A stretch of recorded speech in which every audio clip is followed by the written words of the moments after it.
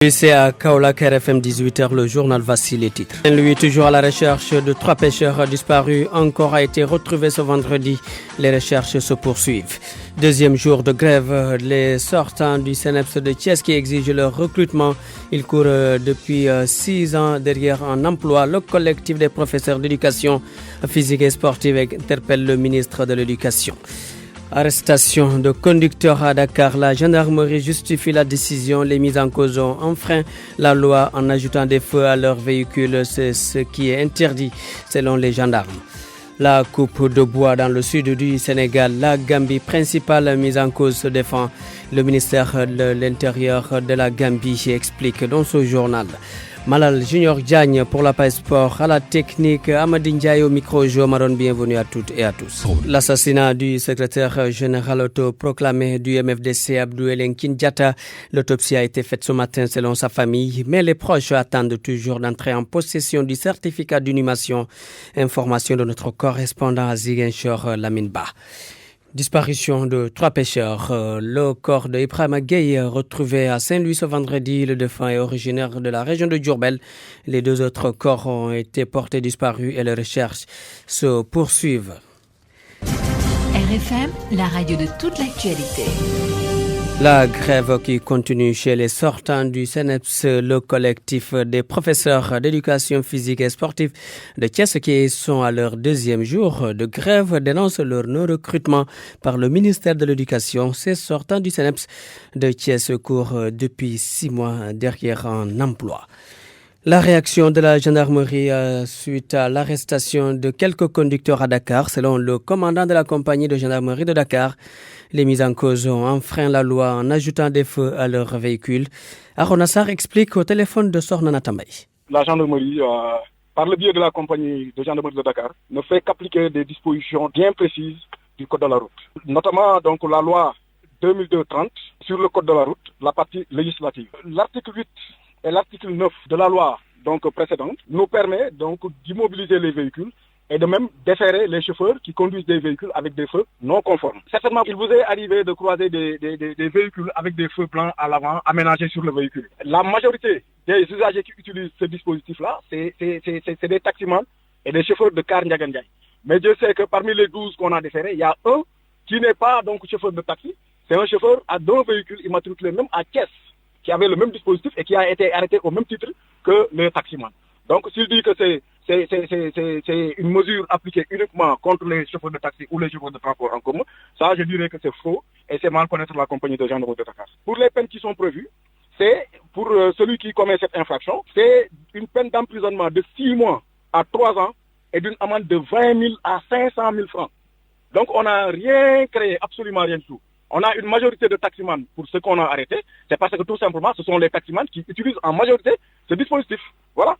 Je voudrais juste profiter de cette tribune pour sensibiliser les usagers de la route. Donc en majorité en tout cas que taxi ou car Ndiaga Ndiaye disposent de ces feux anti-brouillard qui constituent un danger pour les usagers de la route, surtout en cas de croisement.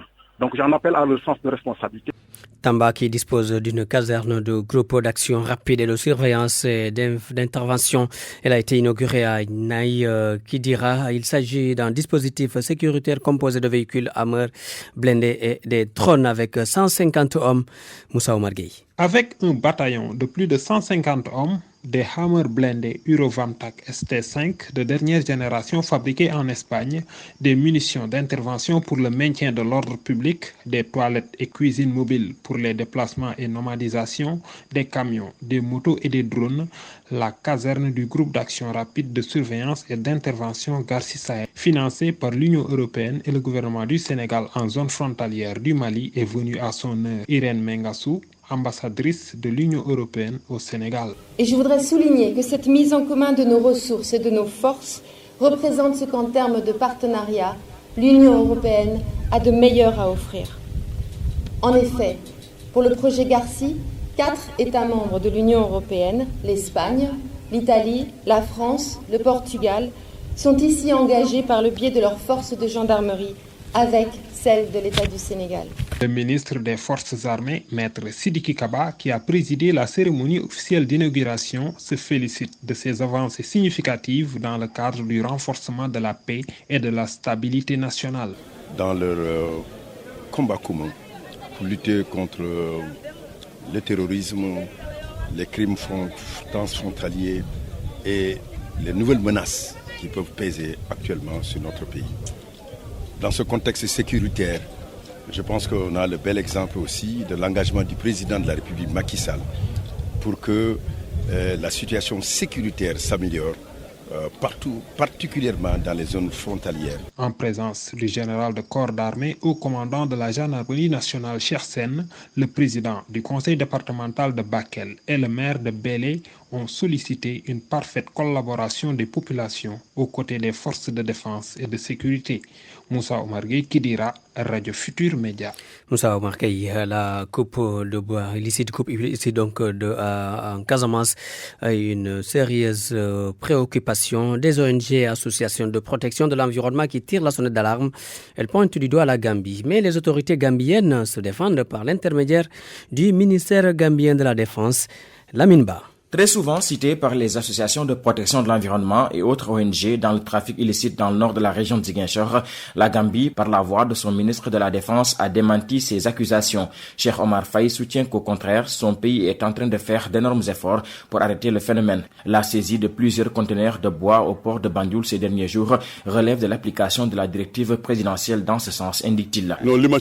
Ce que je peux vous dire, c'est qu'à ce jour, le président de la République a pris toutes les dispositions pour faire appliquer les textes contre la coupe illicite de bois en provenance du Sénégal. Je vais vous faire une révélation. Nous avons saisi ces derniers jours plusieurs conteneurs remplis de bois au niveau du port de Banjul. Cela atteste de notre engagement à lutter contre le trafic illicite de bois en provenance du Sénégal.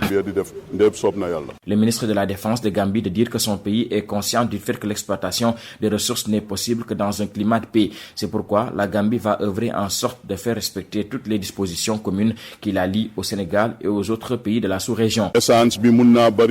Quelle que soit la richesse des ressources naturelles dont nous disposons, si nous n'avons pas la paix, nous ne pouvons bénéficier de leur retombée. La Gambie a compris cela, c'est pourquoi elle s'inscrit dans le respect des droits de l'homme, mais également des textes internationaux qui nous lient avec les pays de la sous-région, mais également au plan international. Le président gambien, vous le savez, est un homme de paix, c'est pourquoi il encourage tout le monde à cultiver l'esprit de paix.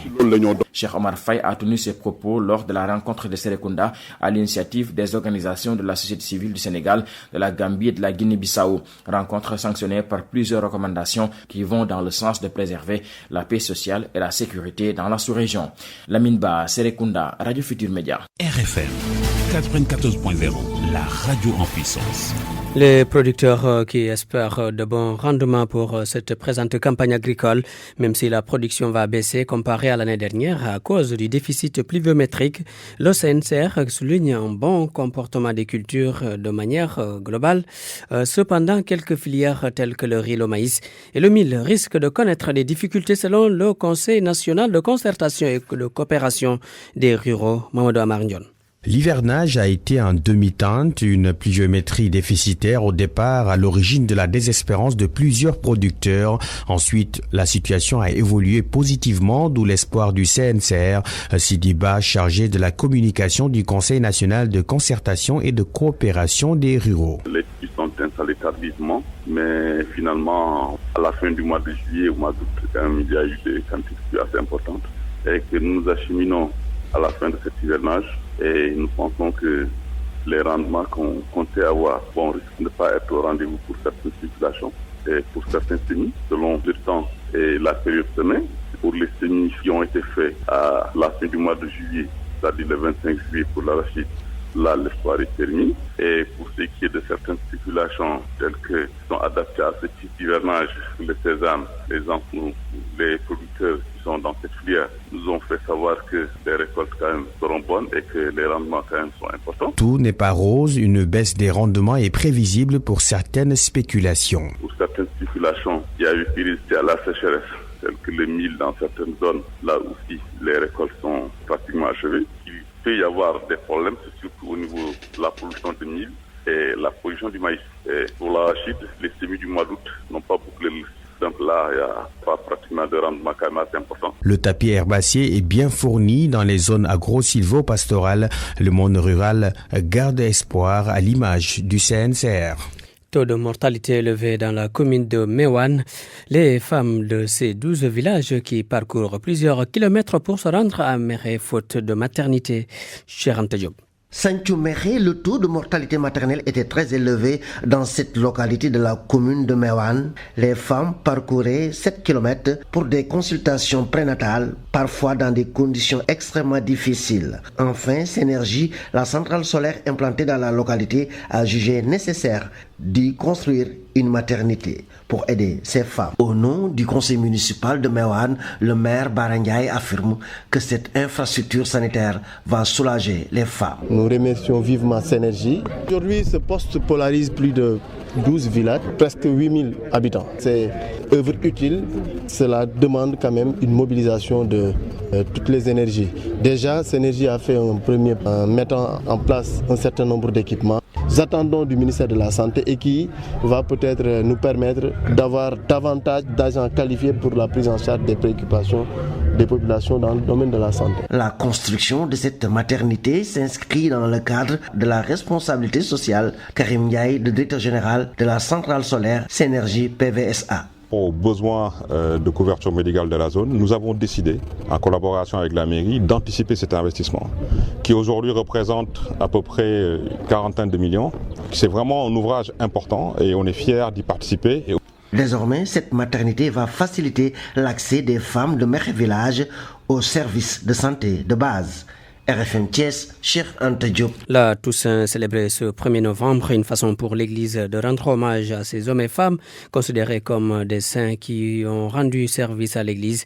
À la cathédrale de Dakar, le vicaire Abbé Augustin Thiaw qui invite les fidèles à la sainteté à Djimaguet Ndiaye.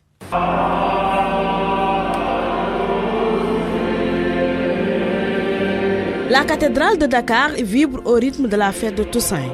Une fête en l'honneur de tous les saints. La sainteté est une quête permanente pour tout fidèle chrétien.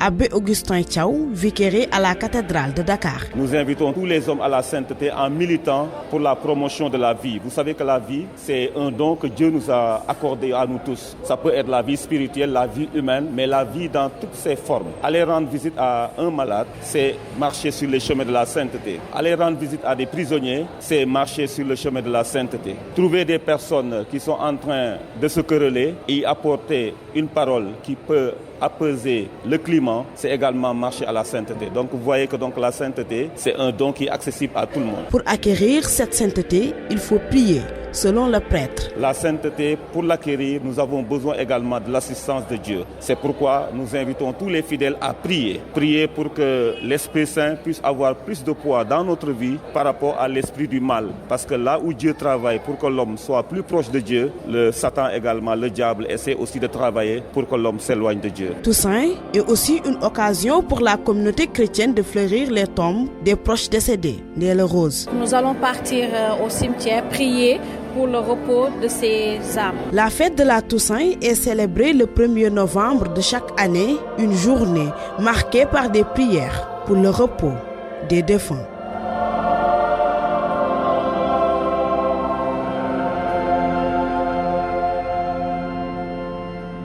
RFM Sport.